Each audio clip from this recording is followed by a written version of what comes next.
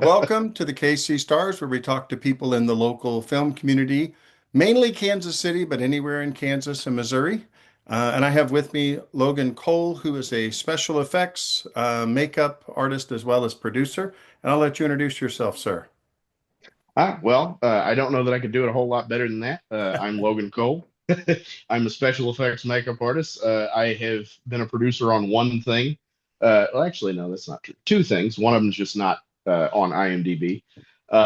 But primarily, what I do is creature effects and makeup effects applications, and I sculpt and make molds and do all that fun stuff too. I want to tell you this is a true statement. In Kansas City, I have like met people, and they always say we have so much more than St. Louis, and St. Louis really isn't doing anything. And then I meet people from St. Louis, and I look at their stuff, and it looks just like our stuff. Yeah. Okay. I always thought that was funny because I really believed it up until Yeah. really like a month ago. So I really thought, wow, Kansas City is light years ahead of St. Louis, but it turns out we're a little closer than I realized. Well, and I think what it comes down to is just that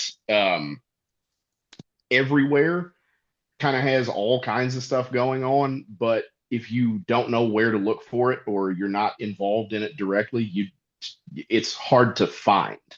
Because until I was really involved in the independent filmmaking scene up here, I didn't know what all was going on either. Like it seemed like, maybe there was a person making a movie once every 10 years, but nothing crazy or nothing special. But there's all kinds of stuff going on all over. Absolutely. Now, are you from St. Louis originally? Not originally. I moved up here for college back in 2009, and have been here ever since. But I'm originally from the Boot Heel, Missouri, a small town called Hornersville. It has less than 700 people. It's in the middle of a swamp. It was a fun place to grow up. Not a lot of filmmaking opportunities there, though. But Cheryl Crow is from there, somewhere around there. Cheryl, So, Cheryl Crow is from there. She's from Kennett, Missouri, which is about 10, 15 minutes away from where I grew up. And funny story that my mom will be highly amused by, but my dad will not be as amused by when he watches this, is that Cheryl Crow's dad was my mom's divorce attorney. oh my goodness. Wow. Wow. So I didn't know Cheryl Crow's dad was an attorney. That's interesting. Yep. Yeah, Um, he's an attorney, and he was in a band called the Usual Suspects. wow. Yeah. My dad has a similar high quality claim to fame. Chapel Roan is from Willard, like right by Springfield. Yeah. And my dad met her grandmother. Uh, and so I guess they all still live in that area. So I thought that was amusing too. How did you get started in special effects and makeup? So the roundabout way that I got involved in it is my parents actually had a haunted attraction when I was a little kid. So they ran a thing called the Hornersville Haunted Swamp, and it was a ride through haunt. So they had tractors that would pull cotton trailers, and they would load up these cotton trailers they full of people and drive them through this trail that they had built up with all kinds of scary scenes and stuff. And we did that for a few Halloweens, and I was 5 to 8 during the period of time that they were doing these. And I was really interested in it, and eventually kind of started getting involved in actually like making or coming up with some of the ideas for the things. And I've always been a huge fan of horror movies, the classic Universal monster films. And then finally, whenever I was 12 years old, I saw An American Werewolf in London, which is my favorite film of all time. And I realized that making monsters, doing makeup effects was not just a thing that you could do around Halloween for haunted houses or making your own Halloween costumes. It was actually a career that you could have and you could do all the time. Wow. Hey, and now I'm going to suggest a couple Kansas City things to you. There's a director named Todd Sheets, Yeah. and he did Bone Hill Road with werewolves, and he has Wolf Moon Rising coming out, and it's been in several hundred theaters worldwide, and it hasn't even been released yet, and they're still doing more theaters. And then there's another one, I Am Lisa, that was filmed in Kansas City by Patrick Ray. And those Yeah. are two, like Bone Hill Road and I Am Lisa, like they would be two of my favorite movies, knowing it's from Kansas City and that I've met people in them. I wasn't in either of those two, but I really makes me like them even more, I will admit. Yeah. But it's exactly the kind of movie you might love, both of those. Oh, Have you ever so seen either of those? I have not, but I actually just like organically encountered I Am Lisa out of the blue like a week and a half ago. I don't even remember how, but I remember seeing something where somebody was talking about this werewolf movie called I Am Lisa. And so I looked it up and I put it on my list of movies that I need to watch. So, Yeah, yeah. At Bone Hill Road too. Bone Hill oh, Road. yeah.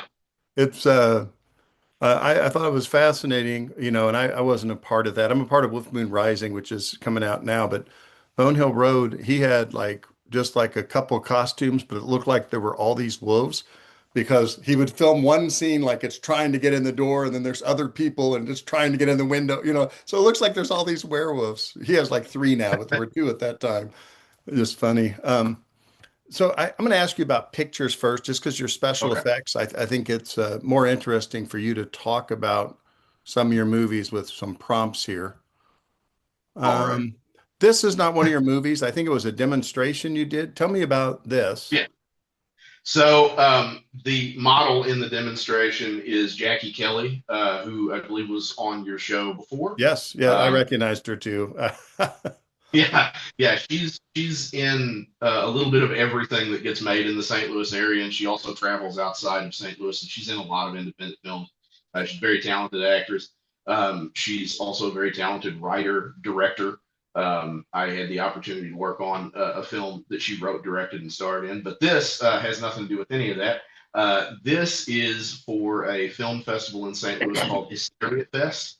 Mhm. Um, so Paul Hibbard, the founder and programmer for Hysteria Fest, is a friend of mine. We've worked together before, and he asked me if I could do some kind of event, some kind of a panel or something at Hysteria Fest, and I have a real problem biting off a whole lot, not necessarily more than I can chew, but definitely at the limit of what I can chew. And I suggested that maybe a makeup demonstration would be cooler. And I gave him a couple of options. One of them was just doing like a zombie makeup, which would have been pretty easy. And I said, or we could do this demonstration of a slit throat makeup where I apply it and then we actually frame it up and shoot it in front of the audience so they can see what it looks like behind the scenes and also so they can see what it looks like after it's framed correctly. So they can see the difference of how framing impacts the way an effect looks. So this was, I want to say, like a 2 hour demonstration where I was answering questions from the audience and doing the application and balancing, doing both of those things at the same time, trying to stay engaged in what they were asking me and trying to stay engaged in applying this prosthetic. It was incredibly nerve wracking. It was one of the most stressful experiences of my life. And then somebody asked me to do it on a podcast, and I did it again because I don't learn from my mistakes, apparently. Well, this was fascinating. Like it's just a still shot. I don't know if I could put videos in my podcast. I have not, but she just leans her head back and you cut her throat and blood starts coming out. Yeah.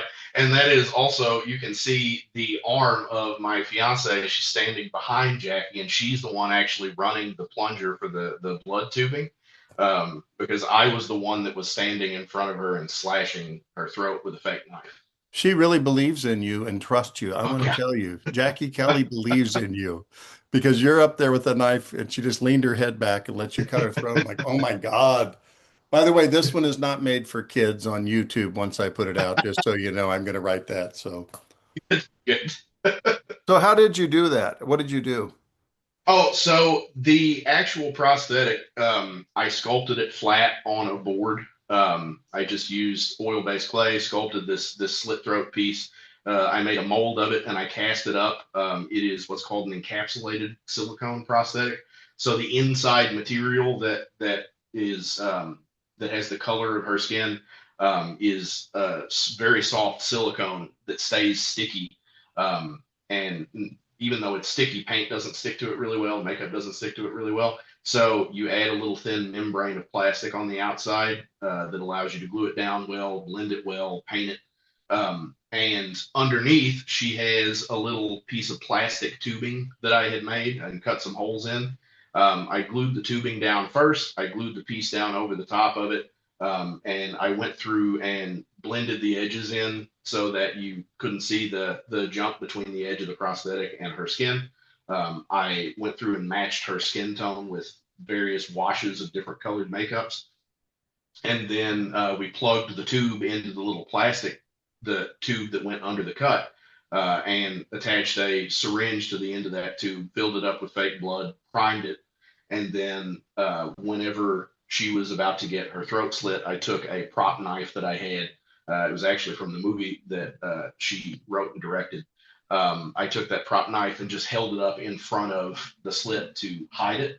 And we had a friend of mine, Doug Wicker, running camera, and he framed everything up. And we actually had a projector behind us so the audience could look at what was going on behind the scenes and look up behind us and see what was happening on camera. And I just slashed across her throat with the fake knife, moved my hand away, and my fiance hit the plunger. Jackie leaned her head back, and blood started pouring out. Wow. Yeah. And that's blood right there, I believe, coming down. Yeah, it's just a little bit. Yeah. Yeah. And do you know Jeff Sessions or Jake from Topeka? The names don't ring a bell. No. That doesn't Okay. necessarily mean anything because I'm not always great with names. That's okay. They do a lot of stuff like in Kansas City and other places like props. Just like this would be exactly the kind of stuff I could Mm, picture. Absolutely beautiful though. Great job. thank you. Oh, what is this? So there's a couple of interesting things going on in this. For one, that's a werewolf head that I'm sculpting. It's for a personal project. Um, I big fan of werewolves. If that wasn't obvious already from our earlier discussion. And I'm always trying to make like what, in my opinion, is the perfect werewolf thing. And this was one of the versions of that I was doing.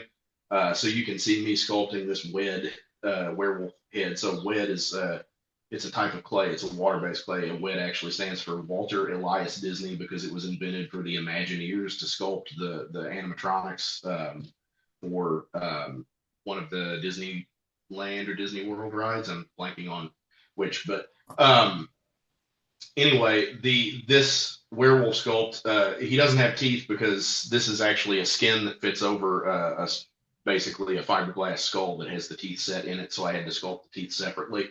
But the other thing that's going on in this is something that uh, is affectionately called Cinefexing.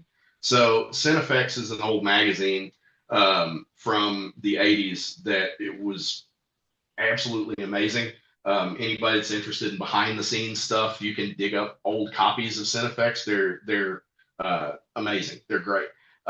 Each issue would have behind the scenes stuff about how the effects or makeup or creature stuff or what have you, or in camera effects were done for any given films. Like there's a one issue I have has a bunch of it's just Rick Baker stuff, who was the guy who did the effects for American Werewolf. It's a bunch of Wow. different films worked on. But cinefexing is the affectionate term in the makeup effects industry for pretending you're doing something for a photo op. And I'm not really sculpting that in there. I had already finished sculpting it, and I'm just holding a tool there to pose so that it looks like I'm doing something. And it's this really goofy. My fiance kind of makes fun of me for this a little bit, but one of the things that made me feel like I quote unquote had made it was being able to do a little cinefexing shot where I'm pretending to sculpt on a thing that I've already sculpted like a couple of days ago. Well, it's a great picture. I thought you were working on it and you had someone there taking pictures. Now, what is this?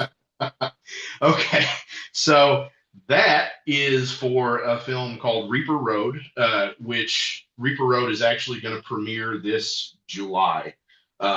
We've been working on it for about 3 years now, and it's finally coming out this July. Um, and that is one of the creatures for it called Crater Face. So this was before I got the skin on Crater Face. This is just the internal structures for the creature. But she is a full size puppet, so she's about 5 feet tall. She's a little bit shorter than I am, and she hangs off of my chest, and she has handles that come out of her elbows and rods that come out of her heels. And I grab onto those handles that come out of her elbows, and I can move her arms around, and the rods that come out of her heels attach to the toes of my shoes. And so when I step, she steps. Wow. And there's another hand or handle that comes out of the back of her head that I can control, like where she's looking and stuff. And I put on a green screen suit, and I can walk her around and make her look at stuff. And she's got a little bit of articulation in her fingers as well. So I can um, give her some character and animation in her hands so she doesn't just have these static, solid gloves that she's walking around with. Well, that is And that, very, that was very cool. Thank you. That was some test footage that we shot just as kind of a proof of concept, so the director Mondo Franco could see and kind of see what he was getting into with this project. And is this where you did the thing you were talking about earlier with now, the blood? Okay. now this is a separate thing. So this was at the St. Louis Public Library. They do screenings of films pretty often, and they try and do kind of interesting things with those screenings whenever they can. And one of the people in charge of putting together events from the public library actually happened to be at Hysteria Fest whenever I was doing the slit throat thing. And they asked me if I would come speak at their screening of An American Werewolf in London and give some background on how the effects were done, what impact it had on the makeup effects industry and the film industry as a whole, and some stuff like that. So I brought a ton of stuff from my collection to show off there and talked for a very long time about that movie, and it was a good time. And we have another staged. Is this another staged picture? No, actually, the facial expression I have in here is a good indication that it was not staged at all. So this was from a short film that I did called Smiley. Director Ben Manhenke is actually the guy behind whose face is obscured in the middle there. And this was for a shot towards the end of the film where we we had an effect called the florb, which is short for flesh orb. So the story of this short is it's a little esoteric, so it's going to sound weird as I get into it. But basically, this character is a vampire who just wants to fit into society, and she has these giant fangs that are very very prevalent and prominent and not hard to miss at all. So she has to cover up her mouth at all times. But she just wants to fit in. So, of course, naturally, the way that she does that is she goes around killing people and stealing their teeth to replace her giant fangs with. And towards the end, there's sort of this almost dream sequence type thing where she has this ball that looks like it's made of human flesh and veins and stuff, and she rips it open, and there's a gaping mouth inside of it with human teeth, and it's pulsating on either side. And she starts ripping her own teeth out and dropping them down the gullet of this thing, and then she replaces them with the human teeth inside the orb. And what I am doing is I'm staring very intently at the monitor to make sure that I can hit my cues. And I have some vinyl tubing running from the flesh orb up to my mouth, and I am breathing into it to create the breathing effect that the flesh orb has. Wow. Ah, so that guy is the branch manager from Reaper Road. I gave all these characters really stupid names. It's a thing that it's a habit that came from there's a Tom Savini book called Grand Illusions, which is Tom Savini, famous makeup effects artist. And Grand Illusions is a lot of the it's a it goes from basically his first films to Creep Show, I believe, is the last one in the first Grand Illusions book, and he gave all the Creep Show monsters goofy nicknames behind the scenes if they didn't have a name in the film. So I tend to give all of the creatures that I work on goofy nicknames. The branch manager is called that because he's a corpse that has tree branches growing up through him, Ah, and I like it. he controls those branches and vines and stuff to reach out and grab people. And this was a still shot that I took of him, just to kind of again show the director what he looked like before. And I actually have him behind me, his severed head behind me with his branches. We'll take Um, a look in a minute. Right now, people can only see the pictures, so though I could switch here if you want to show that. Go ahead and show that. I'll switch here. so here's his. Oh, it's the same one we're looking at. Yeah, you see his branches a little better, but Yeah, yeah, he's a little worse for wear because he got his head ripped off and thrown around a little bit. very cool. And this was another a video of you doing stuff. I just snapshotted in the middle of it. What's going on here? So that is a guy named Sean Scott, who is an absolute trooper. He is an actor who is in a film that I just wrapped earlier this week called My Blade Is Your Salvation, directed by James Dean. It is a throwback to Giallo films. And this particular video photo is Sean Scott getting his life cast done for the movie. So I had to take a life cast of his head and shoulders for some effects that we do involving him in the movie. And we're about midway through at this point. I've applied all the silicone to him, and it's kind of set up. And now I'm slowly applying the plaster bandages that will help it hold its shape before I pop him out of there. And what is this? Some visitors. So some visitors was the first, I would say it's the first grown up or big boy project that I worked on. I had done some makeup effects projects before this movie. I had done several shorts, music videos, that type of thing, but they never really amounted to anything. And to be honest with you, like I'm kind of glad that those vanished because, earlier stuff, uh, I'm very critical of my own work. I think that helps me get better. But I don't necessarily want everybody else to see all the stuff that I did that I'm not super happy with. Yeah. Um, but I had gotten to the point before some visitors had come out where I was content with just making stuff for other people to work with, like making props or prosthetics for other people to take on set and work with, and making Halloween masks to sell and things like that. Making stuff just for myself to work for other people, and not actually going on set and working in films because I'd had a lot of, I wouldn't exactly call them bad experiences, but they were all very like, I'm trying to think of a nice word for it, but basically amateurish experiences where nobody really knew what they were doing. And it just made the experience kind of a slog and not exactly what people who love being on set love about being on set. Yeah. And so I got hired to do this film, which is actually the film from Paul Hibbard, the guy that runs Hysteria Fest. This there's all kinds of weird stories that go on with this. The very short version of it is Paul had hired another makeup artist to work on this film.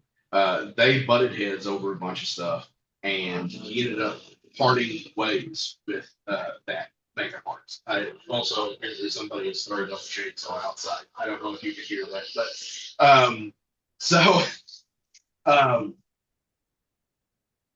anyway, distracted by the chainsaw. Sorry. That's okay. Here, I'll say something. Hey, is this the Kansas City Panic Fest? Because that's like a big Oh, deal here in town.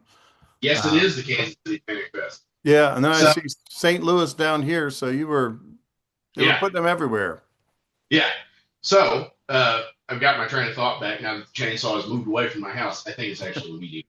Um, so he ended up parting ways with this makeup effects artist, and having me suggested to him. So I came on, and what I was going to do was just make the prosthetics and build some of the gags or some of the effects for the film, and uh, teach one of the on-set makeup artists how to work with it. He got kind of nervous as we were approaching uh, the actual filming date, and asked me if I would mind coming on the set, and I said, "Yeah, I'm not really wild about it, but I'm sure I'll come on set and help out with some stuff." And it was the first production that actually felt like being on a real film set. Uh, and it showed me like, oh yeah, this is what it's actually supposed to feel like when you're on a real film set. And I loved it, and I haven't turned back since. I've been jumping on film sets as they'll take me.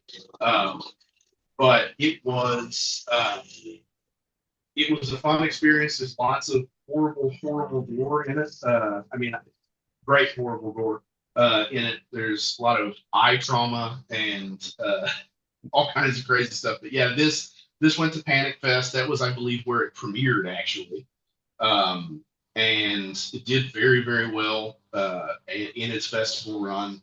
And it's the thing I'm still really proud of. And it's on YouTube for free if anybody wants to watch it. Some visitors. It is a short, but it's a pretty lengthy short. It's about 30 minutes long, 30 minutes Wow, long. it's a long short. Yeah.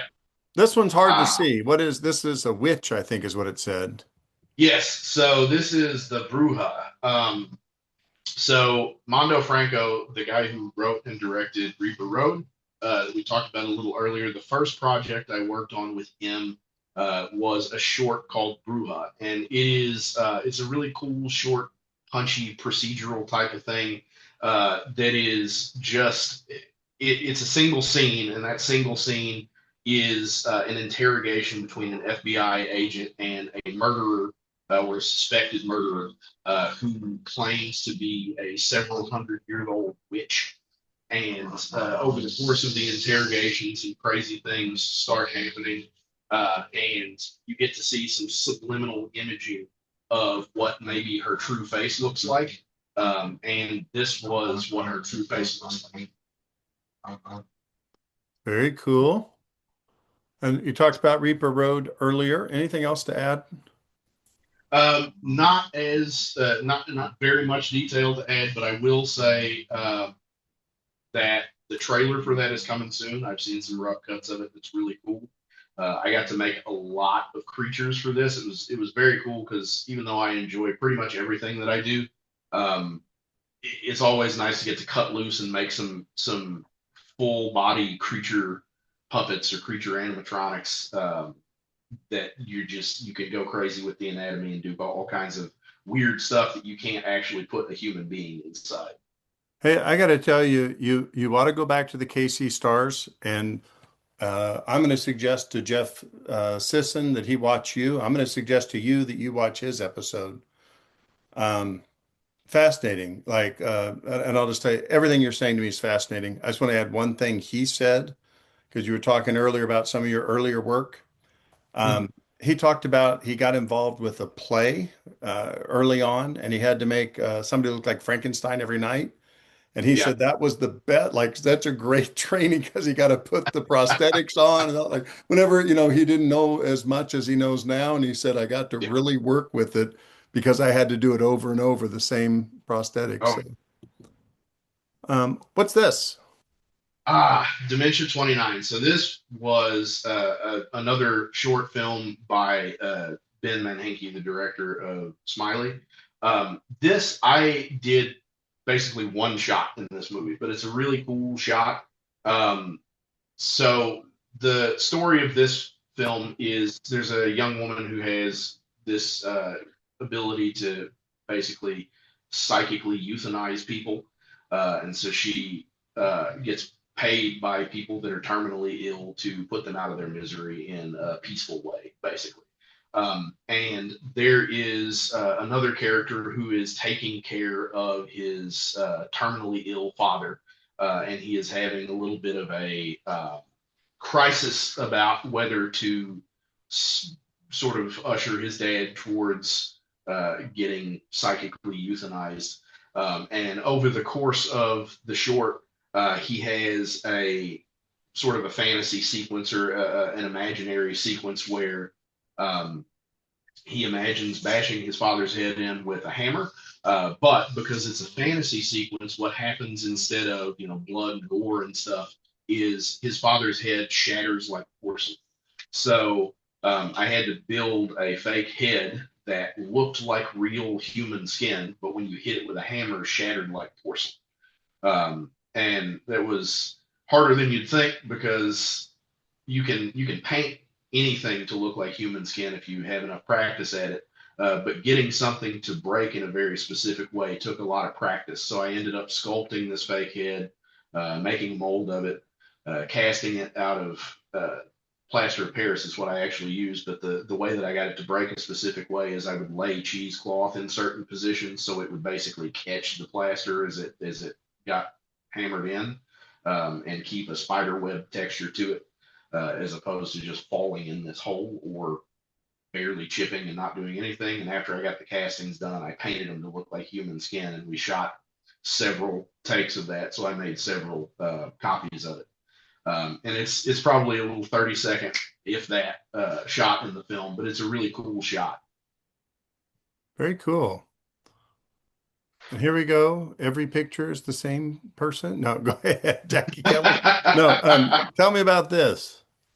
So, My Blade Is Your Salvation is the film that I just wrapped on this Monday. Was the last filming day that we had. It was an overnight. So this is a film by James Dean. Not that James Dean, not that James Dean either, as he has said on at least one occasion.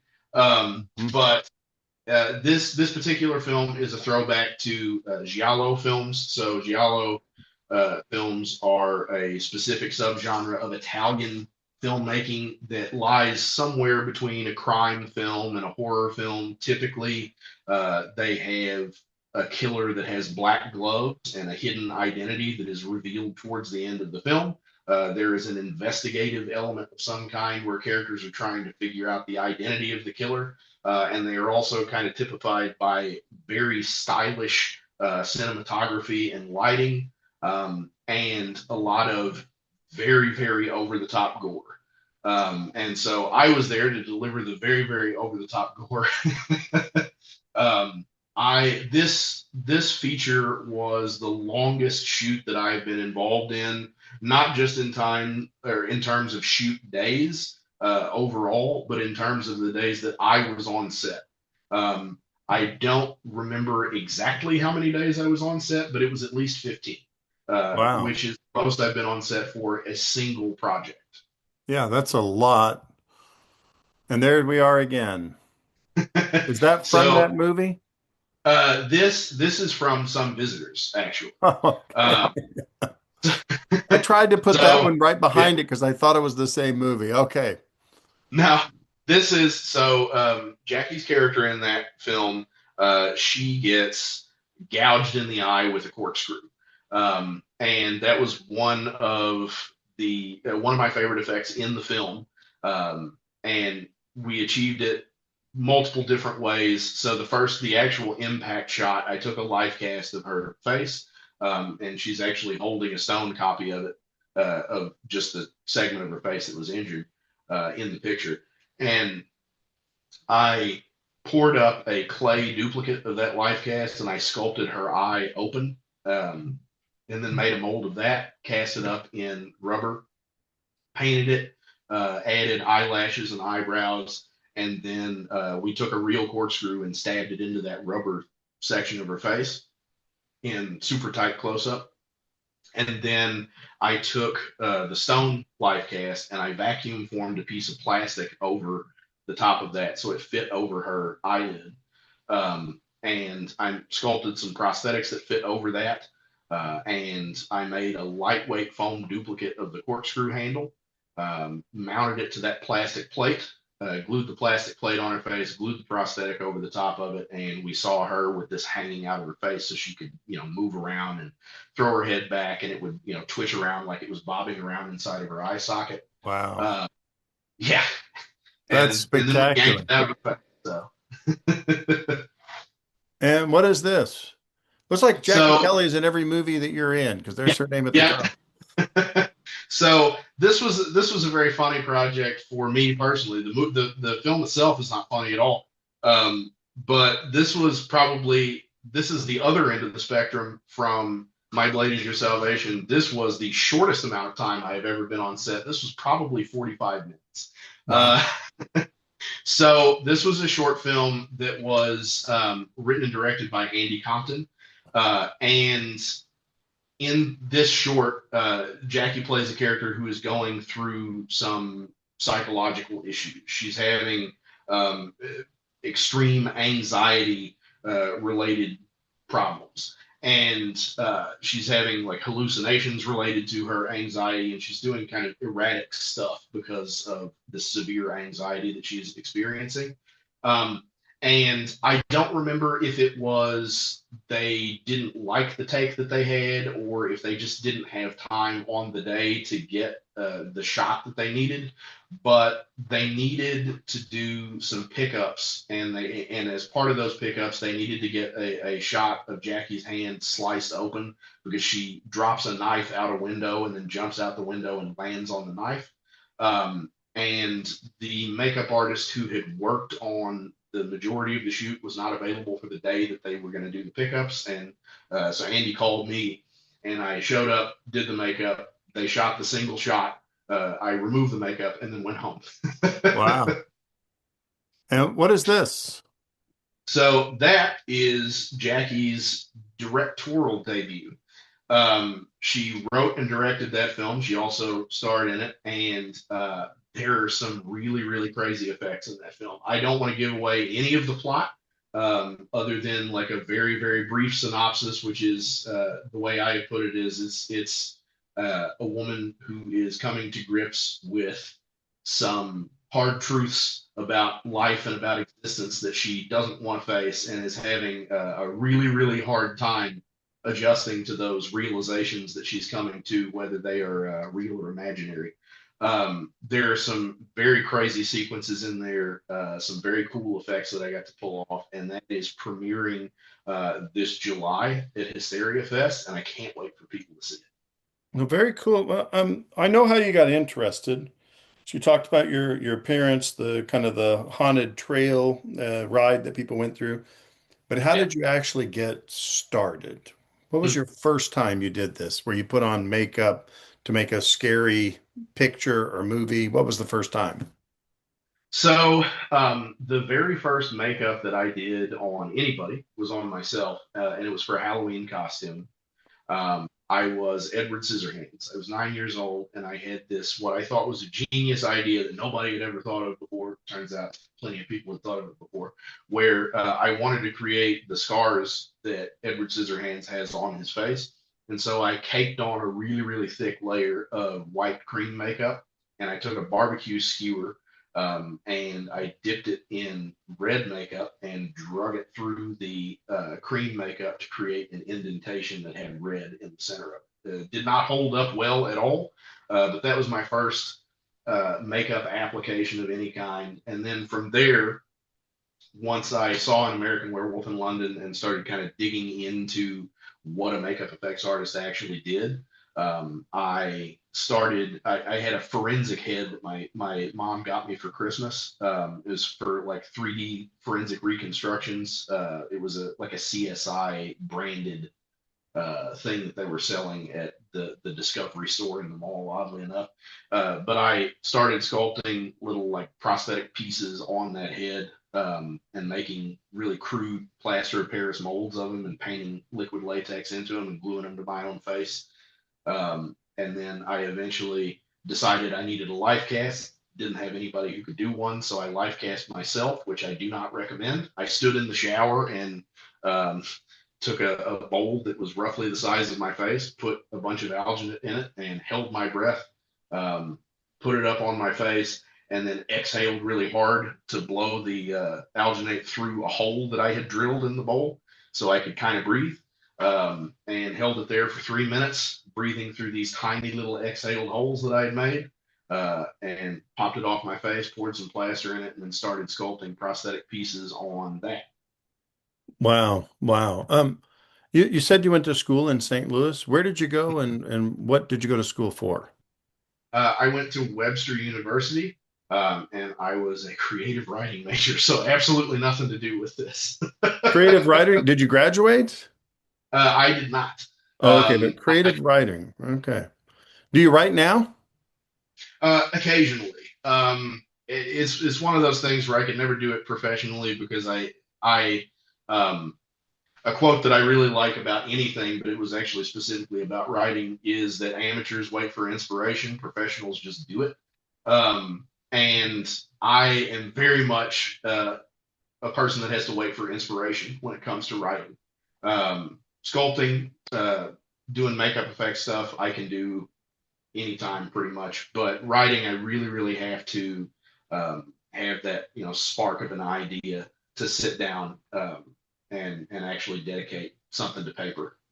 So how did you learn how to do like to put the tubes in and have the blood and put the thing on the throat? Like how did you learn that like getting a little more complex? Lots of trial and error. So whenever I told my parents that I was interested in pursuing this, they were very supportive. And like I said, my mom bought me that forensic head. My dad bought me the Tom Savini Grand Illusion books, which were, like I had mentioned, books where Tom Savini kind of detailed the making of process of a lot of the effects on films that he worked on. Um, and I read through those over and over and over again. I would take them to school with me and read them any spare second that I got. I probably read those books uh, at least 50 times a piece. And the first time you read them, you have a vague understanding of what they're talking about, and you try some of the stuff based on what you think that you understand, and it's wrong, and it doesn't do what you think it's going to do. It doesn't do what you want it to do. But you understand a little bit more. You go back through and read those books again. You understand a little bit more this time. And that was just kind of how I learned is I would do it what I thought was supposed to be done, and it wouldn't turn out the way I wanted it to. And I would realize, oh, that's probably what that meant. And I would research some more and read up on it again and try it a second time, and then try it a third time and try it a fourth time. And over time, gradually, you start to figure out what works and what doesn't. Very cool. So people started asking you to be in their projects. Do you like put it out there or does it word of mouth mostly? It's word of mouth mostly. In fact, basically, everything I've done since some visitors has come from word of mouth. And some visitors technically also came from word of mouth. So I was doing, in my period of time where I didn't really want to work on film sets, I was sculpting Halloween masks for a company called Nightmare Shop that unfortunately is no longer around. It was one of the victims of COVID. But it was a pretty cool place. I got to make all these cool masks for him, and one of the director Paul Hibbard's friends, actually Doug Wicker, I mentioned him earlier. He was the guy that was running video for us during the Hysteria Fest demo. Um, he was a fan of the masks that I was making, and he had kind of followed me on social media and seen some of the posts of things that I had done in the past. And he was the one who suggested that Paul reach out to me and talk to me about the effects of some visitors. And so that was the first word of mouth thing, and from there it's kind of spread and just kind of went in every possible direction. I'm very, very fortunate to have people that think that I'm good enough to tell other people to hire me. That's awesome. Do you mainly do St. Louis area or do you ever branch out? So far, I've done mostly St. Louis area stuff. I have done a few things that I haven't directly been on set for that shot elsewhere. So there's a project that ended up, this is actually a couple of projects that ended up not happening that I It did work for. happens. Yeah, yeah. One of them was a short in New York that I ended up making a baby doll that had a human flesh suit sewn onto it for this film. And then there was a project that I ended up working on that shot out on the West Coast. Um, it was a vampire thing, and I took the dental impressions for the actress because the actress, funnily enough, was Jackie Kelly. So she was going to fly out, and I had some experience taking dental impressions, and they needed her impressions to get there before she did. So I took them and mailed them out, and they made the fangs on them, and she went out there after. And then one project that I worked on remotely that did actually come to fruition was a commercial that shot in the Kansas City area Yes. Yes. yeah, for a business that's in the rough Kansas City area. I don't know how close it is. Well, it's about half an hour away Well, you outside of said Kansas. you said rough Kansas City area, and I'm like, well, there's several rough areas there. Just like It's St. not like Louis. Yeah. yeah, it's not like St. Louis. Vague Kansas City area, I should say. It's Paradise Locker Meats, I believe, is the name of the company. Yeah. I've And not heard of them. Where do you know what part of town or where? Do um, you remember? I am not sure off the top of my head Well, where it that's is. okay. I could look it up if I really wanted to know. Um, so you did something for them. What is it you did for them? So the premise of the ad was basically you wouldn't trust anybody to be your butcher shop. You wouldn't trust anybody to handle your food. Come to us. We're a nice, clean, upscale place.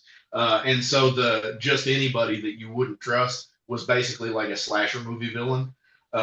So what I ended up doing for that is I made a sort of hockey mask type mask for the killer, and I made a an apron that he wore, which you can very briefly see what it says on like for a single shot in the commercial. It's got a painting of a pig on it, and above it it says the head, the tail, and then below it says the whole ham thing, um, which I thought was really funny. But you don't hardly see it in the commercial. But the biggest thing that I made for it was I made a ton of fake rotten ground beef. That's hilarious. I did look it up. It's north of Kansas City in Ah, Trimble. ah, Yeah, that's they still are in the 816 area code, so I'll count it. close We'll enough. claim. Yeah, Look, I claim Kansas too, by the way, just because the kind of like Columbia, Illinois for you. It's kind of like, well, yeah, they pretty much all come to it's right St. over Louis there. stuff. Yeah. Um, um, so I guess so you've learned most of it on your own. You've read books, you've done trial and error. Did you ever have a mentor help you with anything? No, because I have not. There are not that many people around here that are doing the stuff that I'm interested in doing. Um, there are a lot of very skilled people that are around here doing stuff. Like there's this guy named Patrick Boss who is incredibly skilled at what he does, but what he does is mostly for the haunted attraction industry. And Yeah. so he and I swap ideas all the time. Uh, but I've never, gotten the opportunity to work with him in sort of a mentee capacity, just because he's always so busy with his haunted house business, which is great for him. Uh, Not as great for me, but Yeah. I'm not going to Yeah. be selfish and hold that against him or anything. But yeah, I haven't really been lucky enough to run into anybody that's doing the stuff that I'm interested in and has the time to share that information with me. Because a lot of times you are very busy and you got a very full plate and don't have the time to sit around and basically shepherd somebody through some Yeah. stuff that they are just learning how to do. So it sounds like you've been doing it long enough that you know how to do most stuff, it sounds like. I can figure it out if I don't know how to do it. That's the attitude that I come with. What I usually tell people is my job is to say yes and then figure out how to do it. Or if I can't figure out how to do it, tell you how I can figure out how to do it that might be slightly different from what you're asking for, but give you a similar result. Yeah. Yeah. I know a director, Robbie Lopez, and he does a lot of effects. He runs a tattoo shop. He's like a real artsy guy, and he is also like very smart and analytical and will like look at stuff and figure it out. And he knows how to do lots of art things. And I actually thought you were going to say you were an art major. That's what I thought you were going to say, but I asked you. So creative writing, like, okay, well, maybe he writes too. Yeah. Um, what advice would you give to someone who wants to get into special effects and special effects makeups and props? So I have two pieces, and they kind of go hand in hand. The first is just start doing it, which sounds great and is really pithy, but doesn't amount to a whole lot unless you have the other part of this, which is that you should be okay not being good at something for a while. The only way to get good at something is to be really bad at it for a while and stick to it and be objective enough about what you're doing to analyze why it sucks and what it is that's going wrong with it. If you start working on an effect that you want to accomplish and you do it and it objectively looks awful, uh, but you pat yourself on the back and go, "Oh, that looks great. I can't do it any better than that." You're correct. You can never do it any better than that because if you're not going to learn from what you've done, what's come before you, whether those are the successes you've had or the failures you've had, uh, you're not going to improve. There's another artist, makeup effects artist, named Todd Deversini, who has very frequently said that if you ever get to the point where you have done what you think is your best work that you cannot top, you don't have any room to grow, you don't have any room to learn, you've done it, you've reached the top of the mountain, quit and go flip burgers because you are never going to improve if you feel that you've plateaued because you probably can get better, but you're not going to unless you are able to see where you have room to. I like that. What motivates you to do this? I mean, I know you were interested and you've learned how, but it's kind of like some people like, oh, I want to do MMA, and they do one fight, and then they're like, okay, I've done MMA. And actually, I talked to a couple of guys. Uh, Chris Fleetwood was the other day, and he was talking about people showing up on set, staying an hour, and leaving. And he said, from his perspective, they thought, oh, I've been on a movie set, one of Todd Sheets' movie sets, and I can check that off my box. But like they don't really want to contribute. They just kind of wanted to say they've done it.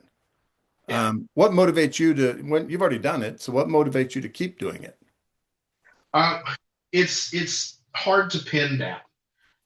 It's not hard to pin down. It's hard to put into words. The best I can probably do is just to say that there is something inside me that really, really likes the challenge of fooling people and doing things that are not possible. Um, a lot of makeup effects is doing things that are either not possible for physics based reasons or not possible for legal reasons, like, murdering people is frowned upon. So if you're, brought in to do makeup effects, it's because they're asking to do something that they can't just do. And that aspect of it, not only the aspect of making something that's not possible on camera, fooling the audience, but also the problem solving aspect of, talked about slit throats a few times earlier.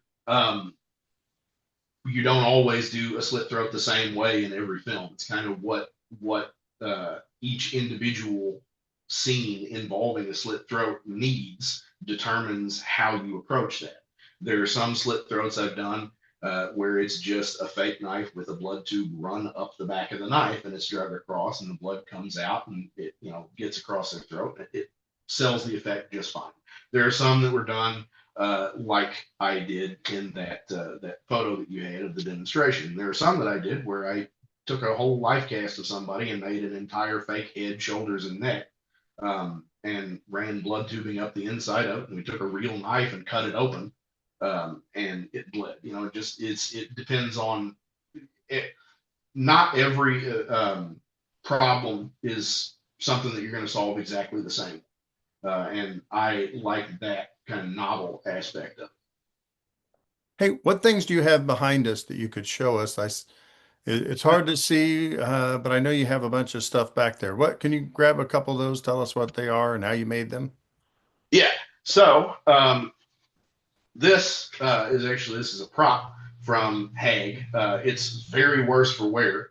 It's a box cutter that is completely flexible, and it was a stunt box cutter that I made. I just took uh, I made a mold of a real box cutter and cast up a urethane rubber copy that they said all the paint is flaked off of because we put it through some severe abuse in that movie. But it's a pretty cool looking piece, in Yeah, my oh, opinion, that's good. with all the flakes on it. Um, this is a replica of Dr. Tongue from Day of the Dead that I did way back when. This is probably the oldest piece that I've got back there. Um, it's one of those things that I look at and I go, oh, yeah, there's all kinds of things I would do differently if I were approaching this now.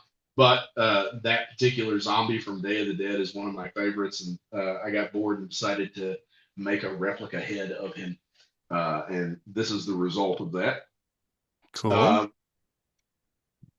this is a flat prosthetic mold for a fake injury. So I would put some cap plastic in there and let that cap plastic set up, and then put some silicone in there. Take a squeegee and flatten that out so it has a nice flat back to it. Paint another layer of cap plastic on the backside, powder it, peel it out, and then it's ready to apply on somebody. Um, Throw it on there, color it to match their skin tone, and add some fake blood, and you've got a pretty nasty looking gash And this will definitely be marked not made for kids. Okay. out. Anything else? So I have two things that are a little less flashy than that. One of them is actually this over my shoulder here. So that is a picture that my friend Doug Wicker got me. It is a picture of Rick Baker, who is, my idol in makeup effects, one of the most skilled makeup effects artists to ever work in the industry. And I have it right next to my workbench so that if I ever need any inspiration or drive to move forward on a particular thing I'm having a little trouble with, I can look over there and see one of the greats. And then the other thing, so these are some tooth casts that I did not take myself, but were for a project that I worked on. So there was a project I worked on that I never actually set foot on set for. It was called The Flirtologist. And truth be told, I haven't seen it either, and I have no idea what the film is about. But what I was asked to do is I was asked to create a set of braces for one of the characters in the film. And he needed to have just, realistic, convincing braces on his teeth, and he did not have braces. Uh, but for some reason, they cast. This was an odd thing. We talked earlier about just how much is going on in various cities with filmmaking. Kansas City has a booming filmmaking scene. St. Louis has a booming filmmaking scene. But for whatever reason, it was decided that they were going to hire largely not local actors for this production. So they hired from all over the country. Um, and the actor they ended up hiring for the character that needed braces was in New York. Um, and so I needed his dental casts way, way before um, he actually got into the St. Louis area. So we were trying to troubleshoot ways to get those dental casts done. I was at one point going to mail him a kit and then hop on Zoom with him and kind of walk him through the process. But the reason that I have these over here is because of the interesting story attached to them. A friend of a friend of mine works on Saturday Night Live and is one of the makeup effects artists that makes some of the things for Saturday Night Live. And since he works on Saturday Night Live, he's in New York. And he was gracious enough and helpful enough to go out to this actor's house and take his tooth casts and then mail them to me so that I had plenty of time to work with him and make those fake braces. That's very nice. That's a great story. What else? Is there anything else that you wanted to talk about that we haven't spoken about yet? Um, not that I can think of. It's Any actually been pretty. questions that you thought he's going to ask me about this so that I never asked the question? Anything like that? Um, One of the questions that I always expect people to ask Yeah. that never seems to come up is what is the most difficult effect that you ever had to That's the kind of construct? question I ask. I just didn't ask it. No, okay. No, what's the most difficult? I had to build a giant ant. Uh, so that was pretty difficult. That just the sheer size of it and how we had to shoot it was probably the most difficult effect. It ended up being a very simple effect, but simple does not necessarily mean easy. Um, what I ended up doing for that, so this was for a pest control commercial, and the premise of the commercial is basically this little girl has found a giant ant in the backyard, and she brings him in like he's a golden retriever, and she's reading him bedtime stories and playing frisbee with him, and then the parents are horrified to walk into the kitchen and see that he has brought friends and he has other giant ants that are now in the house trashing it, eating everything. Um, so for this, I foam fabricated the body out of giant sheets of urethane foam. And the arms are PVC pipe that I kind of bent into shape and then sculpted stuff on so that they look segmented and not like PVC pipe. But the head I sculpted, molded, and cast in three different pieces. And its mandibles are articulated so they move and snap. The antennas are also articulated, so they do a little bit of this. You don't see very much of it in the commercial, but it had a pretty good range of motion. And the way that we had to shoot it was we would lock off the camera, and the head was removable. So I would take the head off, and they would get a background plate of the body with no head on it, and then I would come back in, attach the head, and I was wearing a green screen suit, and I would puppeteer the head, and they could just paint out everything behind the head and replace it with that background that just had the body in place. And we shot all of that stuff, the entire commercial, not just the ant stuff, but the entire commercial in one day. And it was an 8-hour day, in fact. And we had one company move in there. So it was a very fast moving production, and it was one of my favorite effects just because of how very bizarre it is to have in my portfolio. Yeah. What have you done that you're most proud of? Like when you look back and somebody says, "Hey, I want to see some of your work." Like, where would you tell them what should they look at? I'm always proud for people to see the effects work in some visitors, especially the eye gouging scene. This is a personal favorite of mine.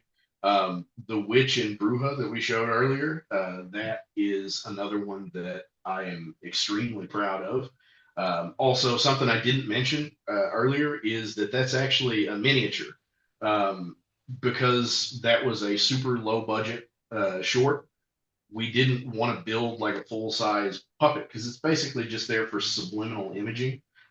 So I sculpted this thing in miniature, and it's about that big. Um, and we just shot it against a black background and lined it up with the actress's face so it looks like it's the same size.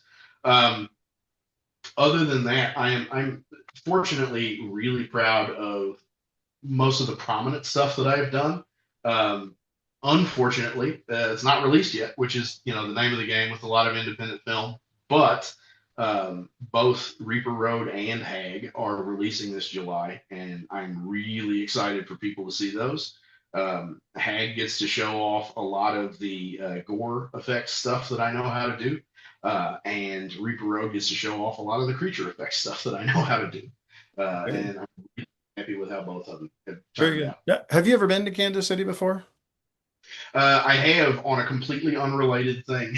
Okay. So So have you ever eaten barbecue here before? I have not.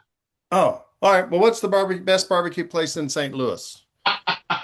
Oh, I have a terrible answer for this because I am one of those people that does not eat barbecue at restaurants. Oh I've been no. All right. spoiled. Well, I've what's been spoiled by. your favorite restaurant in St. Louis then? Ooh, um, we got to go classy. I think my favorite restaurant would probably be Pepe's Apartment Two. Pepe's It's the what? Apartment Two. It's the sequel to Pepe's Apartment. But if you want something a little less fancy, Grace Chicken Plus Fish.